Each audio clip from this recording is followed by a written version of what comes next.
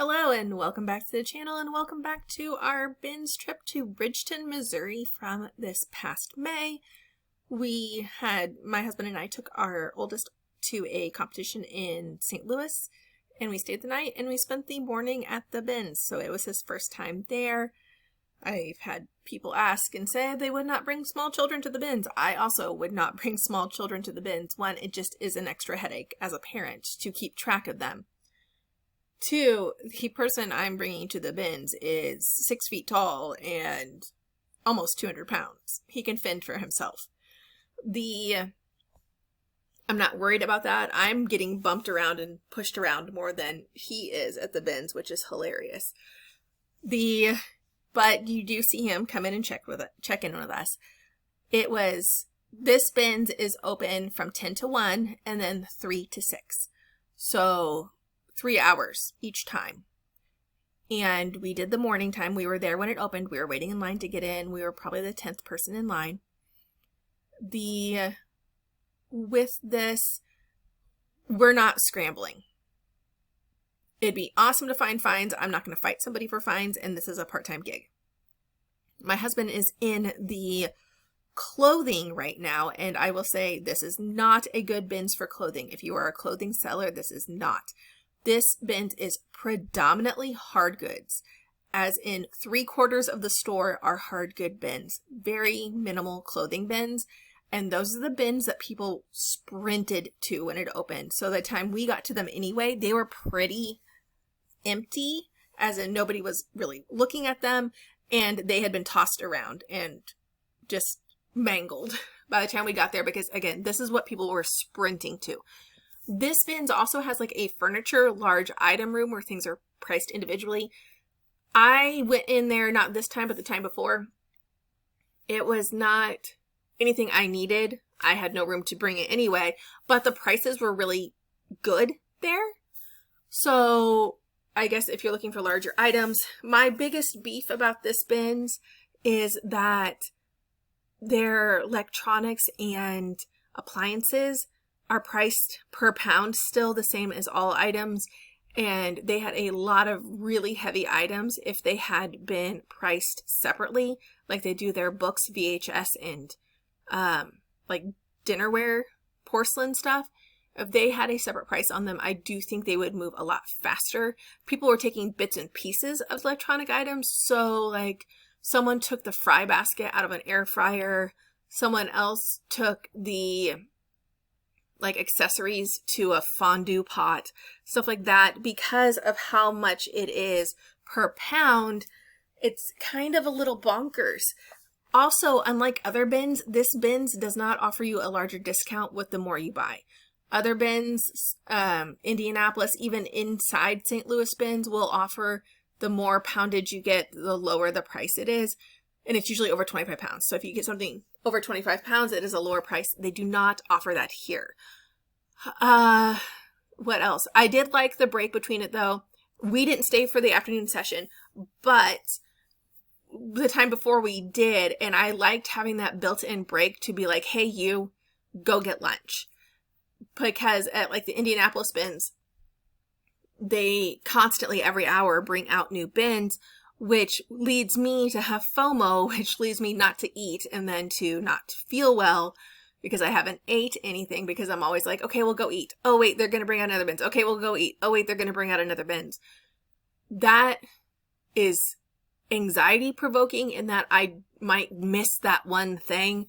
So if you are that type of person like me, that's like, man, I might miss that one thing if I leave right now, these bins would be for you. They do not do any interchanges while you're there. That being said, if you really push it, you could probably see every bin.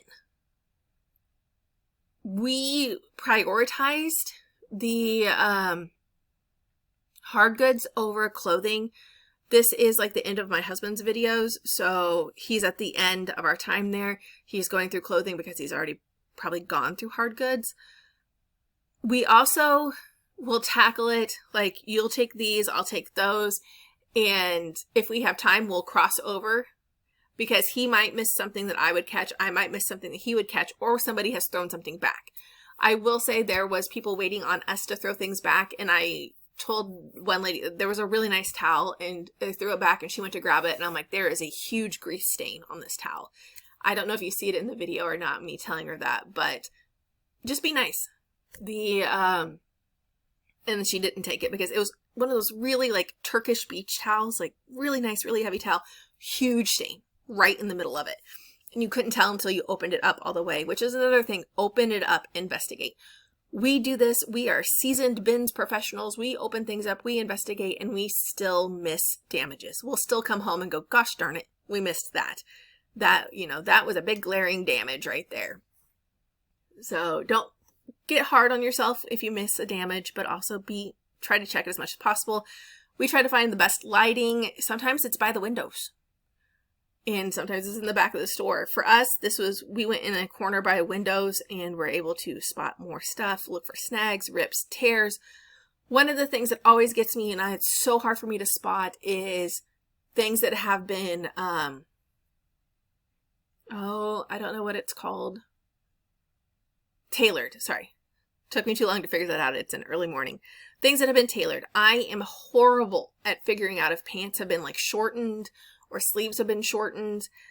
I did get a really nice wool coat for myself, and it was my size. I did not try it on. I got home and the sleeves had been tailored. However, they did not cut the sleeves. They tailored them by tucking and sewing, and I was able to cut that apart myself, and that was no problem. But if they had cut it, then I would have been in trouble because I did not check for that tailoring. So be aware. And some tailoring is so good that you don't even notice until you're measuring the pants. After you do this for a while, you'll notice like standard pant lengths for women, standard sleeve lengths for women and men. And that will kind of help you to a tailoring. So if you know like standard wise, this is normally 21-inch sleeve and it's 17 inches. Then you're like, okay, it's been tailored, and you can start looking for that. That is one of the things that always gets me, is the tailoring, especially really good tailoring. One, I'm not looking for that. I'm looking for the big glaring damages. There's already been a couple things he's put back that have been like, oh, I would have put that in there. One for myself because it was a tie-dye shirt and I'm like obsessed with tie-dye. Also, bras. Bras tend to sell well, but be very careful because eBay has been restricting used underwear, and bras will count as used underwear. So you got to be careful what category you put it in and how you word it. If it is a used bra, it cannot go in the underwear category. I will buy bras new with tags. I'm actually going to get rid of a lot of our bras in our inventory. They've just been there for too long and they haven't sold. I found sports bras sell much quicker than bras. And when I say sports bras, I'm saying like name brand, like Lulu. Victoria's Secret even sells pretty well sport bra wise. Fabletics. The Carrie Underwood brand also sells pretty good sports bra wise. Sports bras will sell for me. Normal bras are not selling for me right now. So I'm just going to get rid of them. They take up room. They haven't sold. And we need to purge our inventory because we bought a car that needs to be charged and parked in the garage. And the garage is currently our eBay store. So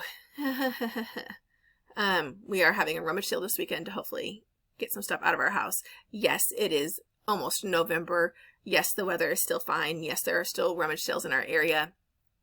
Honestly, I'm hoping we get more traffic because there are less sales. So it's like, hey, look, we haven't been to a rummage sale in a while. There's some crazy people having one the last weekend of October just to get stuff out of their house and make extra money because they have a new car payment. Which we knew this was coming. It came quicker than we wanted it to. I would have not chosen to get it in our most expensive season as parents, grandparents, everything. December is very expensive for us. It's extra expensive because 2 of the 3 kids have birthdays in December. That is called teacher planning. But we're just trying to move stuff out. And one of our areas that we are using for basically a crap shelf, we need to get rid of that and turn it into another area. He is moving from the clothing and boogieing to the hard goods. He does wear gloves. I do not wear gloves, which is bad for me because I do pick up something icky and I'm like, ew, icky, and you see me shake my hand. He even picks up something, you see it all over his glove in one of the first videos. It's icky, but I really need the tactile of my hands. I really need to be able to touch things and see, is it good, is it bad? He must have went through his cart because this is a big jump cut, so he must have turned that off when he went through his cart. Yep, he did, because his cart is much smaller. We like to go through our carts right before we leave, and then we may do a mad dash and pick something up as we're going out the door. I will say I was very proud of my son in this. He had an entire cart full of Nerf guns, and he went up all by himself and asked them to weigh it, so he knew how much it would cost, and I was very proud of that. These are floppies. I will say, anytime we see flash drives, floppies, CD-ROM, anything, we will pick up because we're nosy. We might not know what's on it, but we are super nosy about it. And we were joking that we have one computer that does floppies still. We don't have a computer that does the really big ones, the 8x8s or whatever they're, 4x4, 8x8s, the big ones.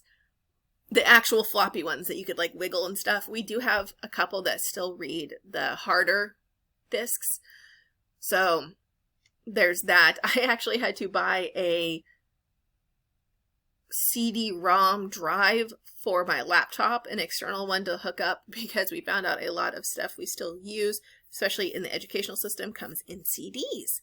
So I had no way of using that and ended up having to buy an external CD thing for the laptop, which was like $11. They're not expensive at all. And it did what I needed to do. This is funny. It's a coin purse full of bouncy balls.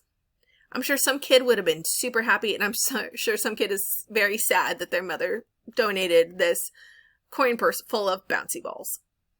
It was just funny. He takes the coin purse, leaves the bouncy balls.